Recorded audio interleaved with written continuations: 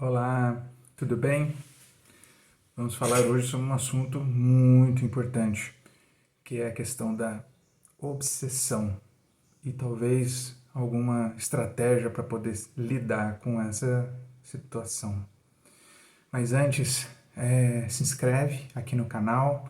Se você estiver me vendo pelo Instagram, me siga também no YouTube, para a gente poder fortalecer, para eu conseguir estar entregando mais conteúdos e estar aperfeiçoando e trazendo coisas mais relevantes para vocês a respeito da espiritualidade e de assuntos que possam trazer e agregar valor para a vida de todos, tá bom?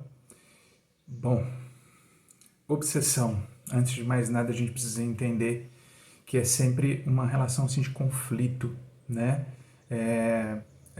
Uma tentativa de dominação de uma parte sobre a outra.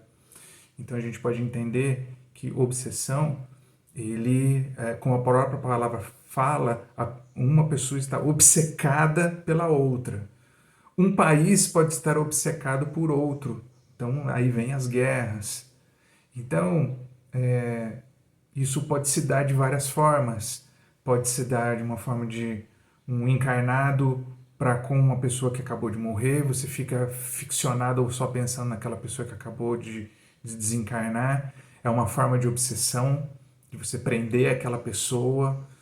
A obsessão clássica, que é um desencarnado sobre um encarnado, entre dois encarnados e por aí vai. Entre coletividades, um grupo versus o outro. Então, o tema ele é bem mais amplo do que se pode imaginar, tá? Então, como que a gente pode identificar se eu passo por algum processo obsessivo? É muito peculiar e depende da reação de cada pessoa. Cada caso é um caso.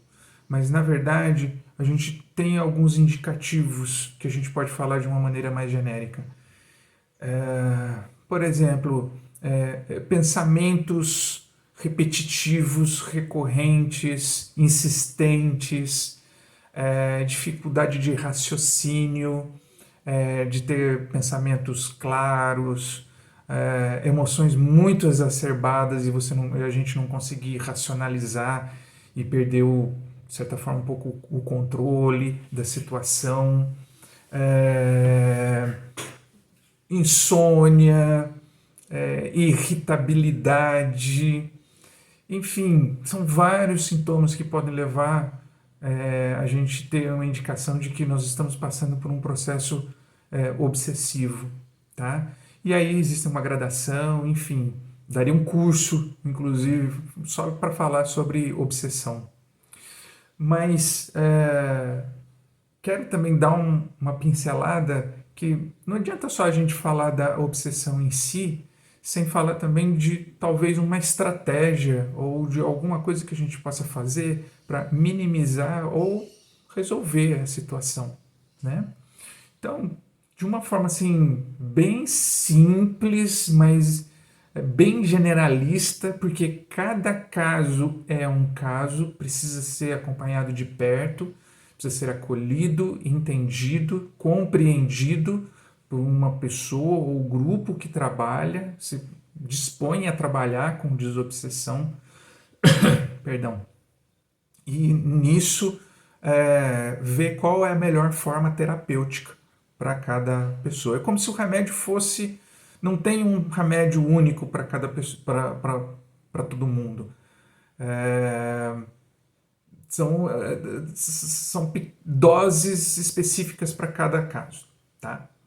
Bom, nesse sentido, por outro lado, a gente pode pensar da seguinte forma: como o processo obsessivo ele acontece na ligação entre quem persegue e quem é perseguido, há uma ligação energética. Então, o que a gente conseguiria trabalhar para minimizar ou para resolver? Dois tipos de abordagem. Primeiro, procurar realmente alguém ou algum grupo que trabalhe com isso, para poder estar auxiliando. porque sozinho é bem difícil, tá? E o outro lado é para quem é o perseguido, vamos dizer assim, quem é a vítima, ela vê quais são os mecanismos, os gatilhos emocionais, mentais e comportamentais que levam a, a fazer com que esses seres consigam se acoplar, se ligar e se fortalecer em cima dessas fraquezas que nós temos. Então, é um processo também de autoconhecimento. Então, quem passa por um processo de sofrimento obsessivo precisa ter um esforço para se entender, entender como que funciona e trabalhar na raiz da causa que leva a esse outro ser a me dominar, a fazer com que eu seja vampirizado, que eu venha a sofrer. Então, esse exercício de libertação, de mudança de padrões, auxilia na mudança da frequência vibratória. E na mudança da frequência vibratória, esses seres que vibram numa faixa mais inferior, elas começam a perder o controle e deixam de se alimentar daquilo que antes, para eles, era um prazer muito grande fazer o seu sofrimento, mas a partir do momento em que você começa a compreender e muda pensamentos, sentimentos e principalmente atitudes que venham a mudar esse padrão de comportamento, eles acabam não conseguindo mais ter tanto êxito.